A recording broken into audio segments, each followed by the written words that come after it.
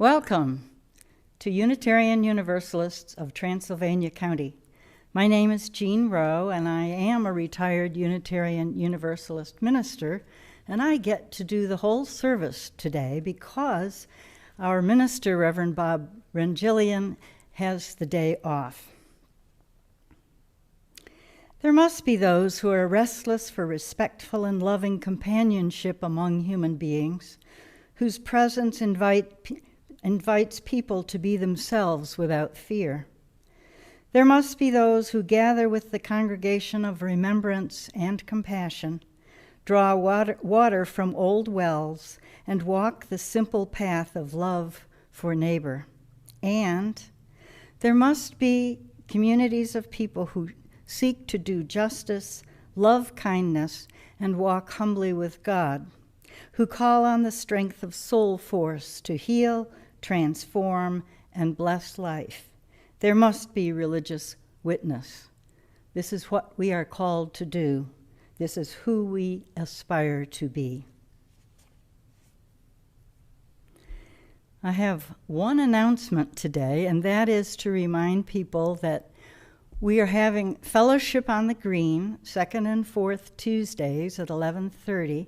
Bring a lunch and a lawn chair if you wish, and join with others for some fellowship and lunch until about 1:30. If it rains on those Tuesdays, it will be the same week on Thursday at 11:30. We bid you welcome who come with weary spirits seeking rest, who come with troubles that are too much with you, who come hurt and afraid. We bid you welcome who come with hope in your heart, who come with anticipation in your step, who come proud and joyous. We bid you welcome who are seekers of a new faith. We bid you welcome who come to probe and explore, who come to learn. We bid you welcome who enter this hall as a homecoming, who have found here room for your spirit, who find in this people a family. Whoever you are, whatever you are, wherever you are on your journey, we bid you welcome today. This is a chalice lighting for When Things Aren't Okay by Molly Brewer. My beloved people, I cannot pretend, and so I will not tell you that everything is okay right now, that there is no reason to be angry, that you must be optimistic or at peace. I cannot pretend these things, and so I won't tell them to you.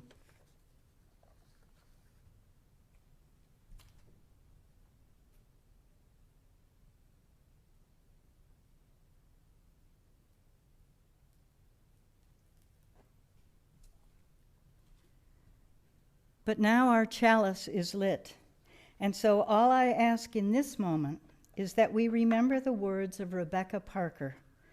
There is a love holding us, there is a love holding all. By the light of our chalice, let us rest in this love.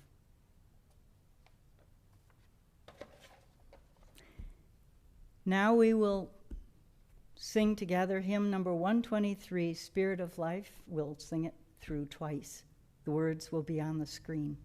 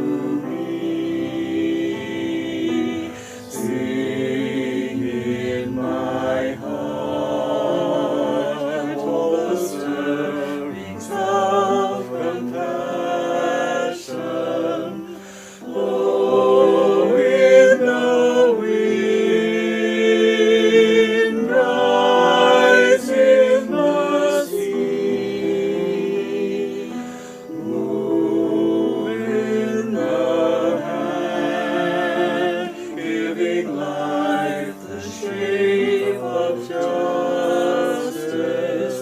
Roots wholly closed, wings set me free.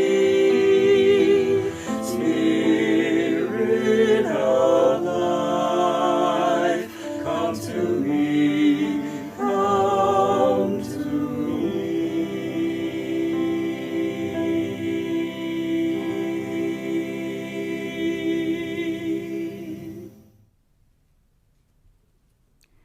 It is our tradition to light candles of joy or sorrow or thanksgiving or milestones.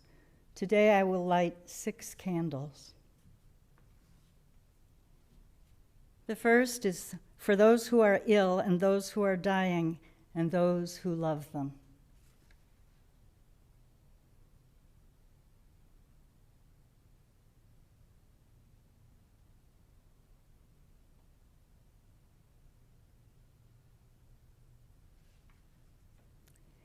Next, for all workers on this Labor Day weekend, you are heroes in our sight.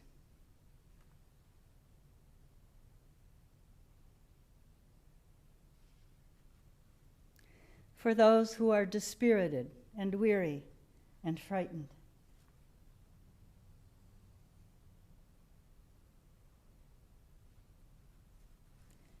For the challenges of teachers and school staff, students and parents.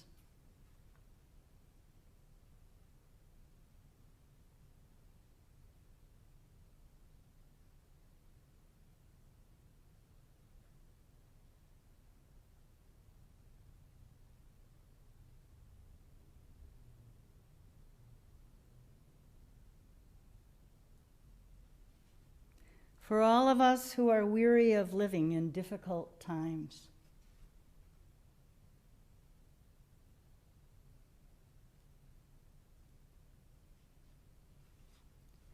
And for all who face hatred and discrimination in many forms.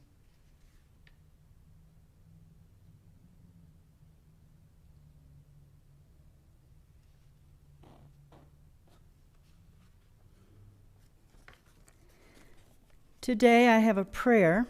It's a prayer for all workers. This is Labor Day weekend.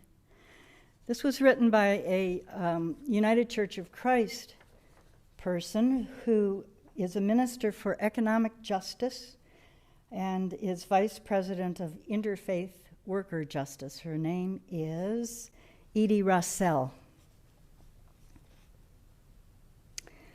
Loving, working God, on this Labor Sunday, we ask your special blessing on all people who labor, either for pay or as volunteers, in jobs or at school, in the workplace or at home, in the U.S. and around the world. We especially pray for your blessings on workers who do not have jobs, and for those whose inadequate pay does not allow them to live the full life you intend for each of us.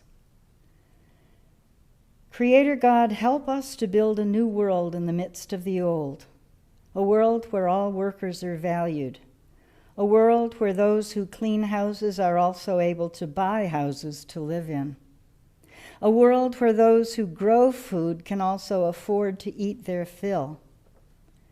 We pray for the coming of a world where all workers everywhere share in the abundance that you have given us. We ask these things knowing that you give us the courage and strength to live out our faith in the workplace and the marketplace, as well as in the sanctuary. Amen. Let us take a moment for the meditations of your own heart. The reading today is by Wendell Berry. It's in our hymn book, number 465. It's called The Wisdom to Survive. If we will have the wisdom to survive, to stand like slow-growing trees on a ruined place, renewing, enriching it, if we will make our seasons welcome here, asking not too much of earth or heaven, then a long time after we are dead, The lives our lives prepare will live here, their houses strongly placed upon the valley sides, fields and gardens rich in the windows. The river will run clear as we will never know it, and over it bird song like a canopy. On the level of the hills will be green meadows, stock bells in noon shade. On the steps where greed and ignorance cut down the old forest, an old forest will stand, its rich leaf fall drifting on its roots. The veins of forgotten springs will have opened. Families will be singing in the fields. In their voices they will hear a music risen out of the ground. They will take nothing from the ground they will not return, whatever the grief at parting. Memory native to this valley will spread over it like a grove, and memory will grow into legend, legend into song, song into sacrament. The abundance of this place, the songs of its people and its birds will be health and wisdom and indwelling light. This is no paradisal dream. Its hardship is its possibility. Terry and Daniel Sandoval will now lead us in hymn 117, O Light of Life. Please join us in singing if you can. I'm calling my sermon Faith and Hope and Perseverance. Today I will be speaking about faith. Faith as trust that the world, life, the great system in which we live and move and have our being is trustworthy. Faith as a kind of hope. Hope that there is more that meets the eye, that there is more meaning, more dimension, more wholeness, more life. Faith as a kind of belief, that it matters what we believe, that we have faith that we are lovable and our lives matter, that God, the Spirit within and the Spirit beyond all things, is not a petty tyrant, and love is stronger than rules. Faith that death is not the end, and that might doesn't make right. And faith also as steadfastness, keeping on, or as the British say, keep calm and carry on. I was born in 1941, 6 months before the USA joined the Allied forces in World War II. Although I was very young during that war, somehow it marked me for life. It's probably because subconsciously, at some level, I heard the news stories of atrocities in Europe and the Pacific. And I do remember all kinds of rationing, especially gasoline and metals and certain foods like butter. Recently, I've been reading novels about World War II. I've been fascinated and horrified by what the French went through as they surrendered to Nazi control in 1940. I've been fascinated and horrified by the air bombing blitz of London that began September 7th, 1940. Air raid sirens blared each evening, a signal that it was time for Londoners to go underground into makeshift refuges, in subways and basements of public buildings. They spent the night down there with food and blankets and children, everyone crowded in together. You saw the picture that we put in this week's newsletter. Sleeping as they could until the all-clear sirens rang again in the early morning. Then they came upstairs and saw which buildings had been destroyed overnight. This went on almost every night. There actually were 57 nights straight that it happened, but it went on until May 11th, 1941, when Hitler called off the air raids in order to move his bombers east to prepare for Germany's invasion of Russia. 22,000 people died in the Blitz of London. Now, that's a lot. But they were afraid, they estimated, that as many as 2 million might die. Some people sent their children to live with relatives or people they didn't know out in the countryside, and some were sent overseas to the USA and Canada. I often think of those children and all the children of war, especially the very young. I think of children in trying times because the first task in life development is learning trust. Trust that life is trustworthy. For children of war or danger, this trust, the basis of faith, may remain forever impaired unless they are really surrounded by lots of love and reassurance, even in the face of danger. They need faith and hope and perseverance to know that life is trustworthy. Our children need that today.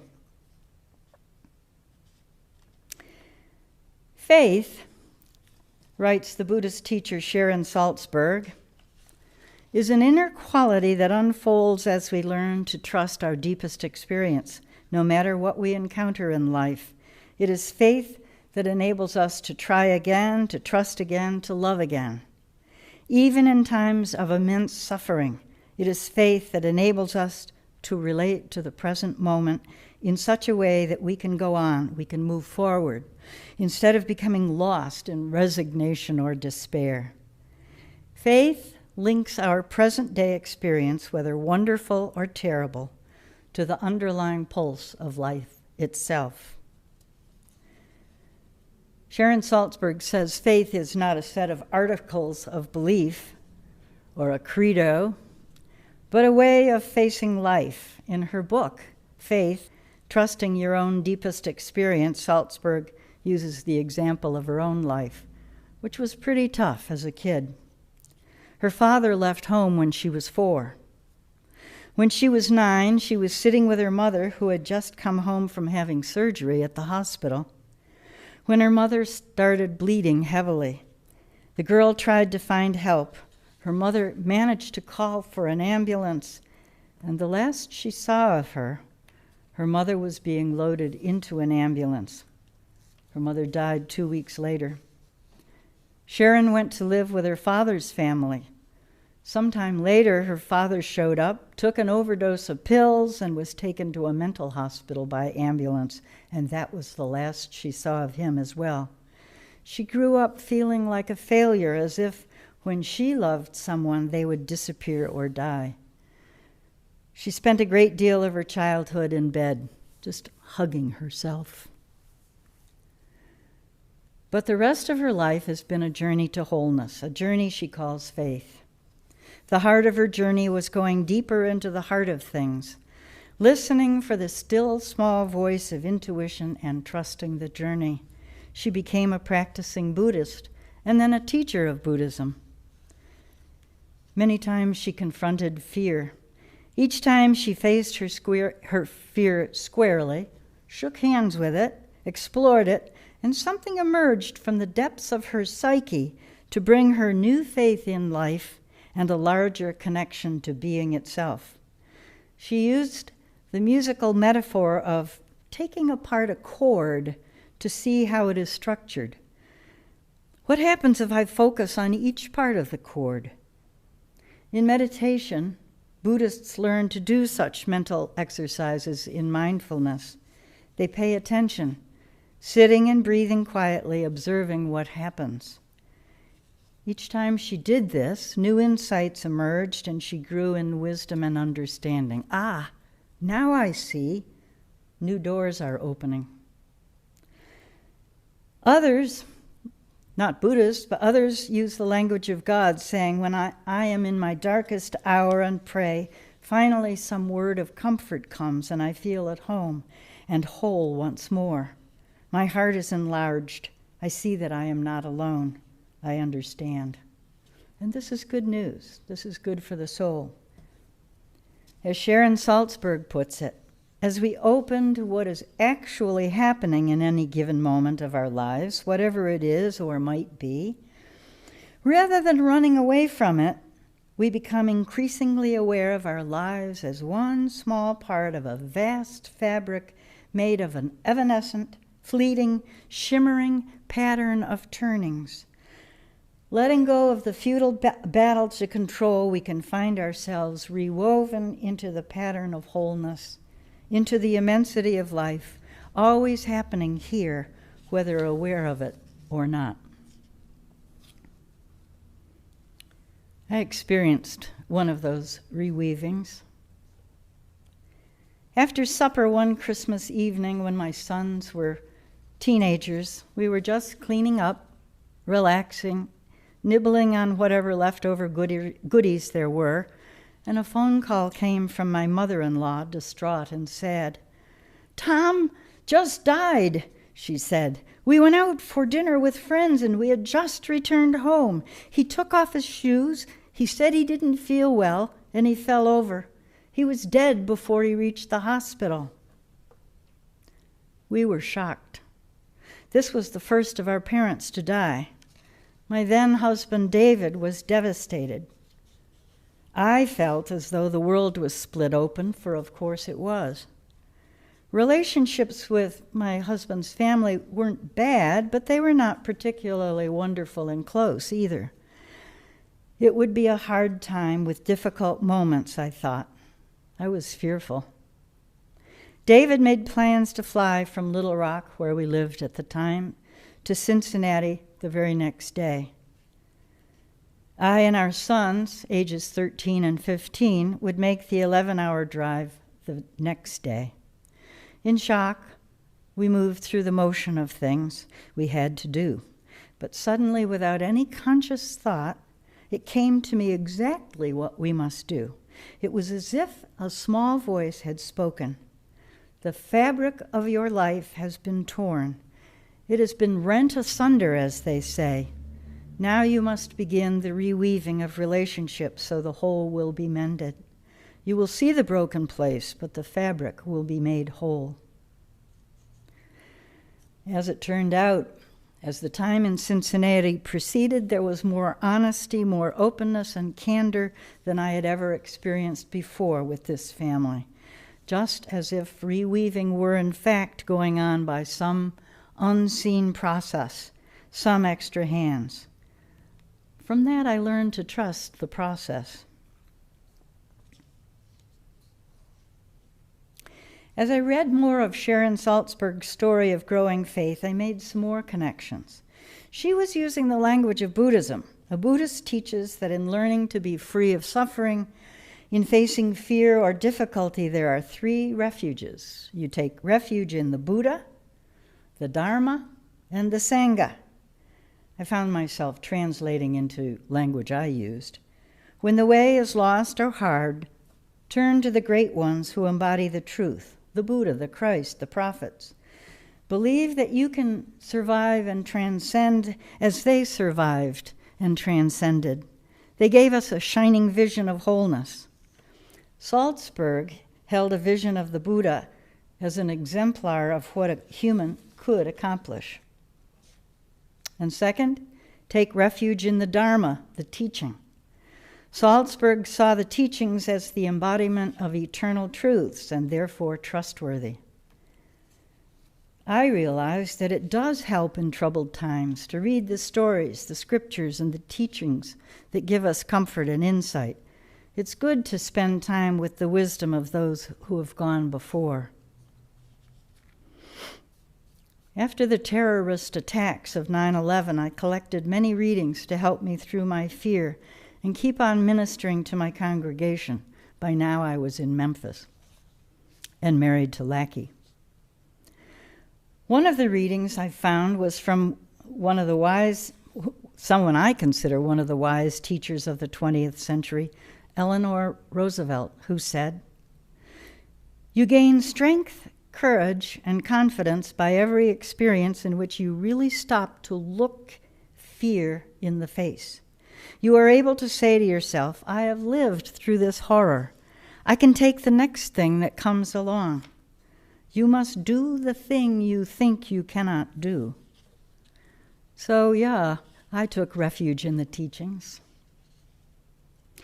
The third Buddhist refuge is the Sangha, the community. To lessen suffering, share time with others. When the way is hard and the future uncertain, lean on the community, the Sangha, the church, the temple, the support group, the family. Don't try to be a solitary hero. Reach out to be with others. Call a friend.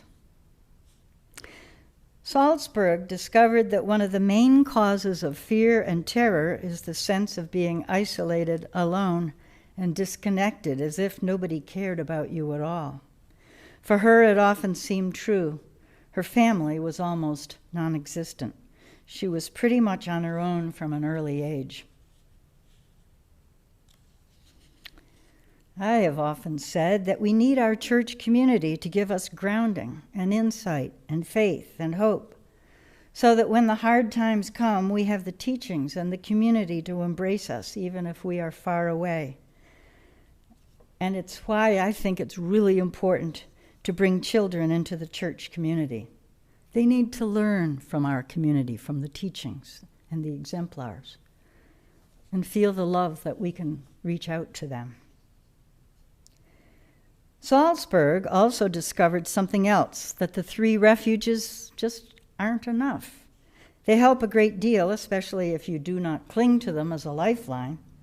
You must let go of expectations and ride the waves of your own turmoil while seeking guidance of the Buddha, the teaching, the community.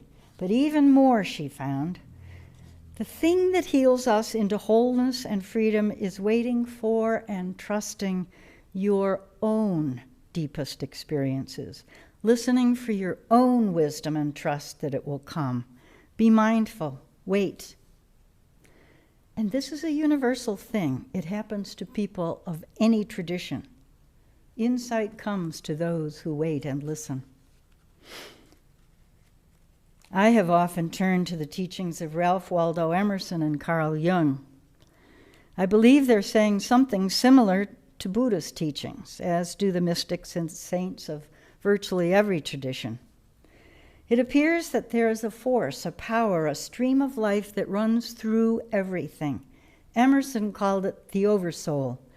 Jung called it the collective unconscious. Christians call it the Holy Spirit. Buddhists call it the human spirit. Unitarian Universalists often call it the spirit of life.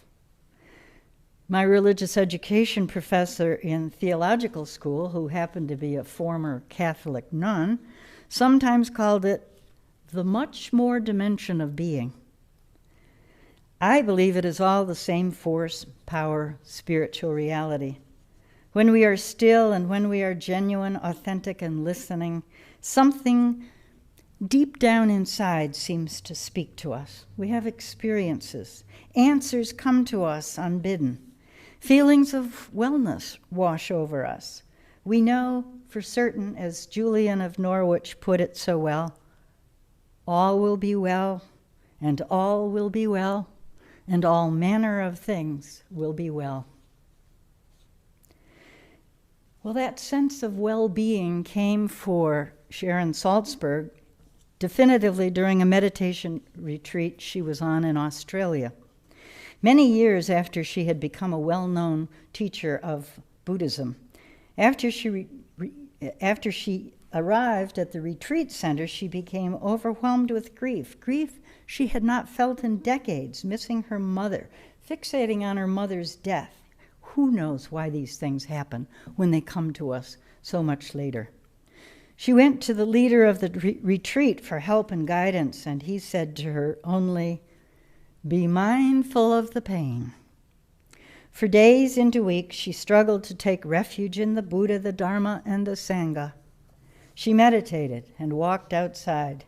She tried to manage the pain and finally opened her heart without expectation of relief.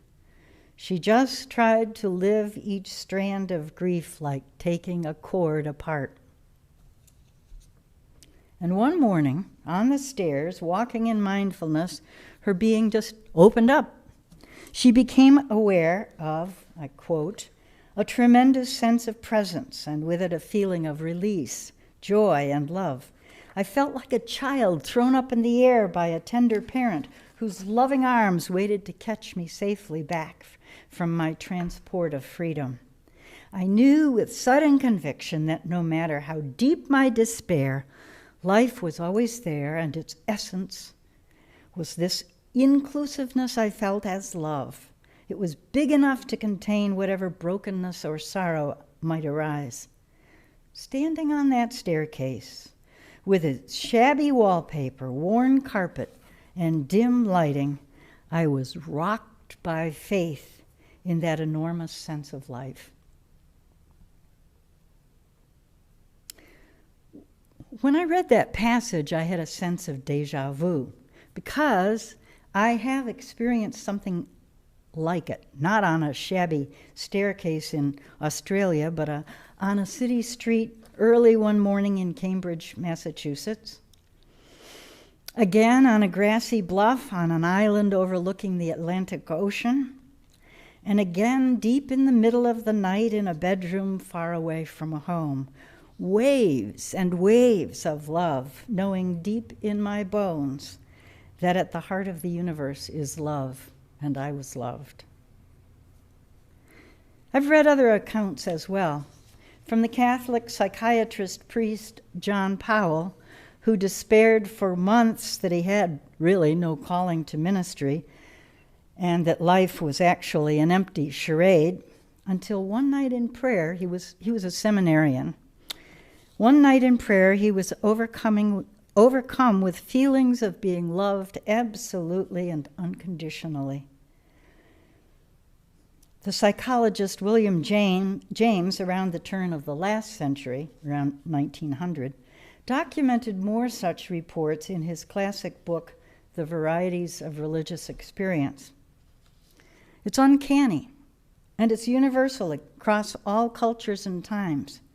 James says the same thing that the Buddhist Salzburg says. Once you've had one of these experiences, you do not doubt its reality. It becomes for you one of the most real things you know. You just know it in your bones. It gives you faith through the good and the bad times.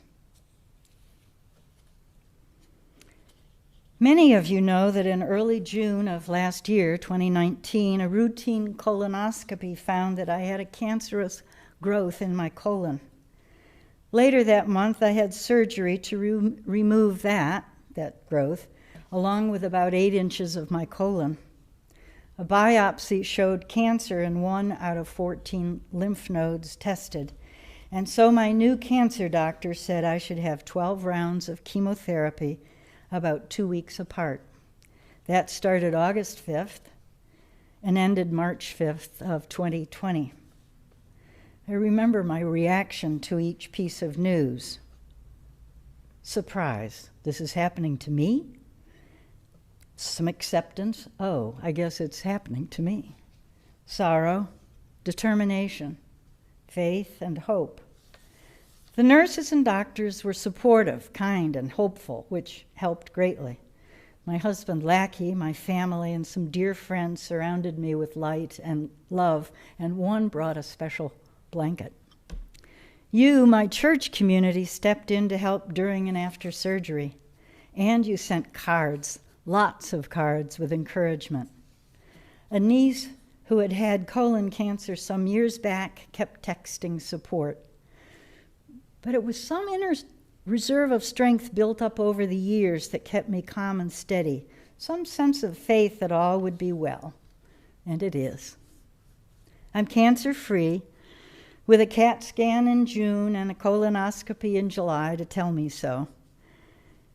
In some ways, I look back at the year just past as if it were a dream, but it was all right.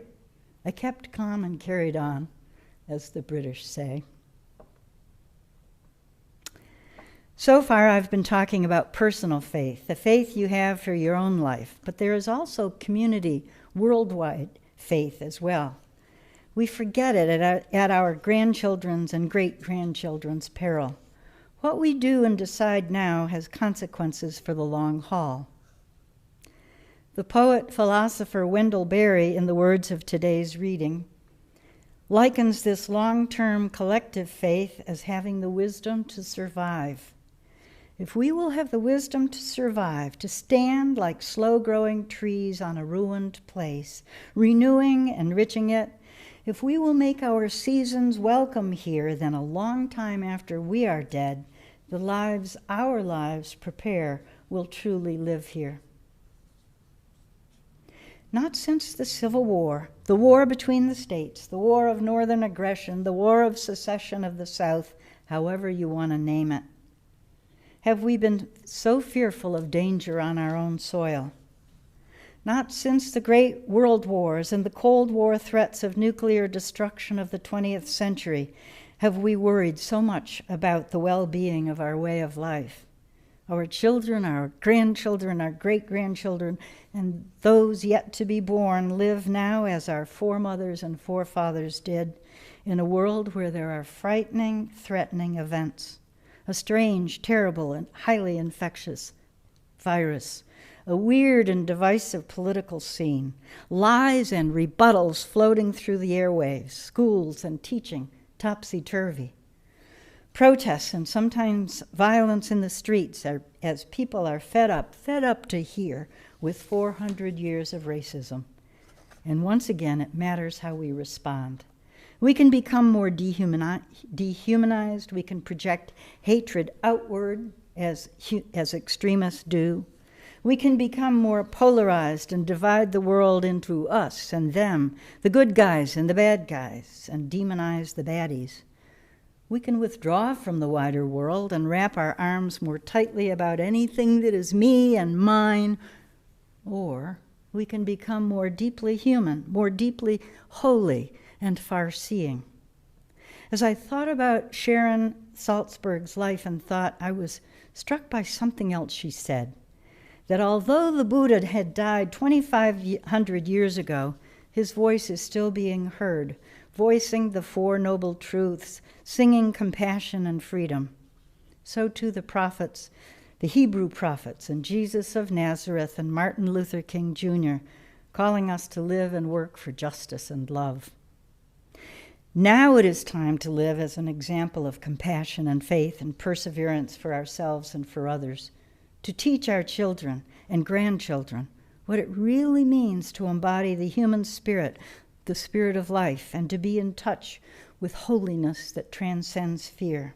For, as Wendell Berry said, this is no paradisal dream. Its hardship is its possibility. And it is our watch now. We must keep the faith that there will be a kinder world. To make it so, if not now, then someday. This is no time for despair, but for faith. Deep-hearted, deep-seated, strong, powerful faith that the Spirit will see us and the generations to come safely home. And perseverance in the face of all that is scary. Amen. This is the time in our service when we remember generosity. Throughout all world religions, we are reminded that our giving of the best time, talent, and treasure expands our hearts and supports the values so much needed in the world. While we are not together face to face, body to body, it is even more important that we remember to pause in our week and give to this place, that we remain a presence in the lives of this congregation, this wider community. Please remember to give after the service. What is given in love, we receive with joy and say, thank you. And now for our closing hymn, it's number 128, For All That Is Our Life. Terry and Daniel will lead us in singing, and John Austin accompanies.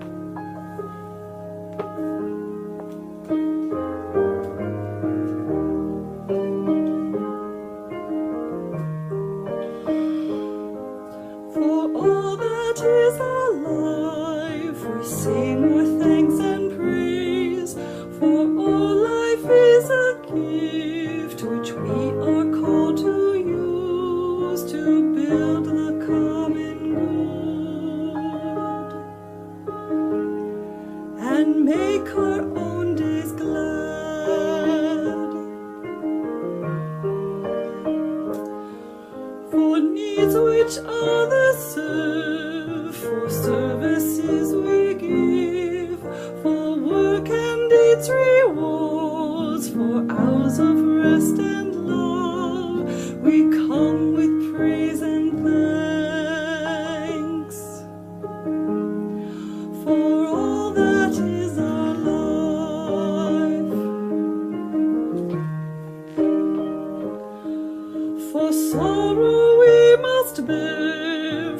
failures, pain, and loss, for each new thing we learn, for fearful hours that pass, we come with praise and thanks, for all that is our life,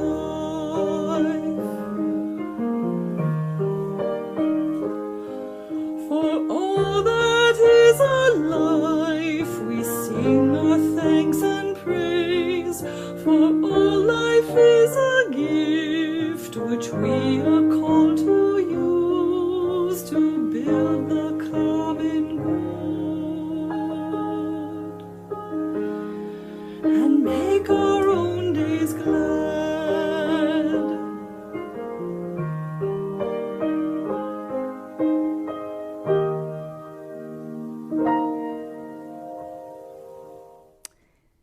These words are from May Sarton.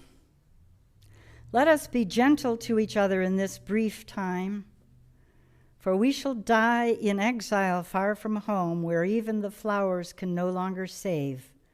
Only the living can be healed by love. Let us go in love and faith and hope and perseverance. So may it be.